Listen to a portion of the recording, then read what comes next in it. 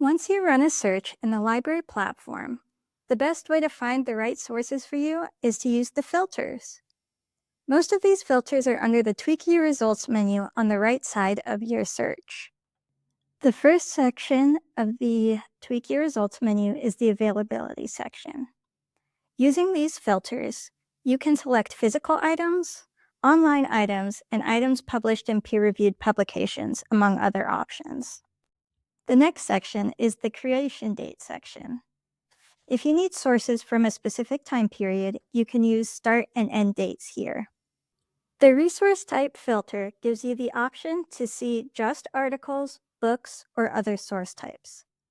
There are separate categories for newspaper articles and magazine articles, with the General Articles filter usually meaning scholarly sources.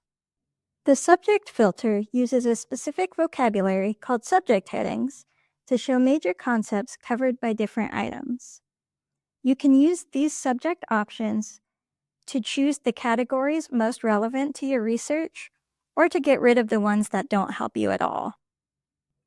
When you have books in your results, you can also use the genre filter to narrow those down. The last filter we're going to cover here is the language filter. When you're looking for academic resources in English, you can use this filter to remove any other language results. If you need information in another language, you can filter for that as well.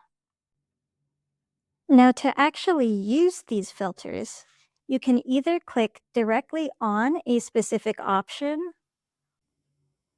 or if you want to be particularly efficient, you can choose multiple filters using the checkboxes on the left, and then click Apply Filter to do more at once. To exclude certain criteria, hover over a filter, then choose the box with a line through it to the right of the term. To clear filters you've put in place, you can either use the drop-down option by the filters at the top of the results and click the X by whichever term you want to remove, or choose Clear All if you want to get rid of everything. If you've been searching and filtering but you still can't find the sources you need, contact the library and we'll be happy to help. Thanks for watching!